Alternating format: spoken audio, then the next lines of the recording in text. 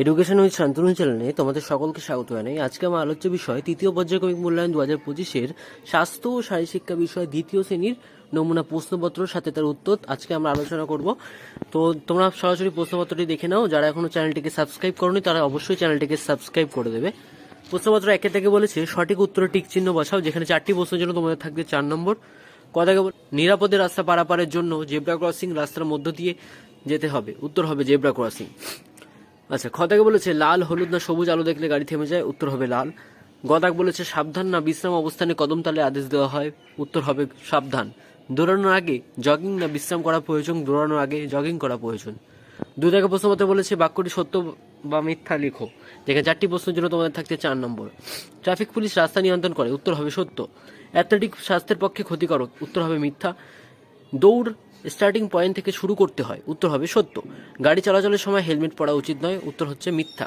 একটি শব্দে বা বাক্যে প্রশ্নের উত্তর দাও, যেখানে তোমাদের 5টি প্রশ্নের জন্য থাকছে 10 নম্বর। দৌড়ের সময় শরীরের ওজন সমানভাবে কার উপর রাখতে হবে, উত্তর হবে পায়ের উপর। প্রশ্নপত্র ক্ষয়ের দেখে বলেছে বিশ্রাম অবস্থায় হাত দুটি কোথায় রাখতে হবে, উত্তর হবে পিছনে। একটি যোগাসনের নাম লেখো, উত্তর হবে সুখাসন, গুপ্তাসন, মুকুন্ডাসন। আচ্ছা, প্রথমত ক্ষয়ের দিকে বলছিল লম্বা দুটি দাঁত কি দিয়ে ভঙ্গি করতে হবে, হবে হাতের আঙ্গুল। উমদাকে বলেছে একটি অ্যাথলেটিক্সের নাম লেখো, এটা হবে দীর্ঘ লম্ফন বা উচ্চ লম্ফন। 4 থেকে প্রশ্ন মতো বলা হয়েছে সংক্ষেপে প্রশ্নের উত্তর দাও, যেখানে তোমাদের 4টি প্রশ্ন থাকছে, যার জন্য তোমাদের থাকছে 3 নম্বর করে, অর্থাৎ 12 নম্বর। তালাসনের কয়েকটি উপকারিতা লেখো। তালাসন হচ্ছে মেরুদণ্ড কাজ সারিবদ্ধ করে, ভঙ্গি ঠিক করে এবং পিঠ ও ঘাড়ের ব্যথা কমাতে সাহায্য করে। রাস্তা কিভাবে পারাপার করতে হবে, রাস্তা পারাপারের জন্য ফুট ওভারব্রিজ বা জেব্রা ক্রসিং ব্যবহার করুন, যেখানে সম্ভব সেখানে। রাস্তা পারাপার হওয়ার আগে প্রথমে ডানে, তারপর বামে, তারপর সামনে এবং সব শেষে আবার ডানে তাকিয়ে যানবাহন আসছে কিনা তা দেখে রাস্তা পারাপার করা উচিত। কথাকে বলেছে জাতীয় পতাকায় কি কি রং থাকে, উত্তর হবে ভারতের জাতীয় পতাকায় মূলত 3টি রং রয়েছে, সবার উপরে গেরুয়া, মাঝখানে সাদা এবং সবার নিচে গাঢ় সবুজ।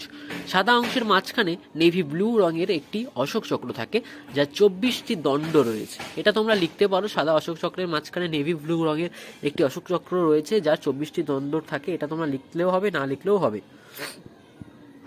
ঘ, তোমরা বিদ্যালয়ে কোন কোন খেলায় অংশগ্রহণ করেছো তা লেখো, উত্তর হবে আমরা বিদ্যালয়ে ফুটবল, ক্রিকেট, কবাডি প্রভৃতি খেলায় অংশগ্রহণ করেছি। তো এই ছিল স্বাস্থ্য ও শারীরশিক্ষা বিষয়ের 30 নম্বরের তোমাদের কিন্তু প্রশ্নপত্র। তোমরা ভাবতে পারো যে আর 20 নম্বর কোথায় গেল, তাহলে দেখো, যেহেতু তোমাদের স্বাস্থ্য ও শারীরশিক্ষা বিষয়ের 30 নম্বরের লিখিত পরীক্ষা হবে, 20 নম্বর তোমাদের ব্যায়ামের মাধ্যমে পরীক্ষা হবে।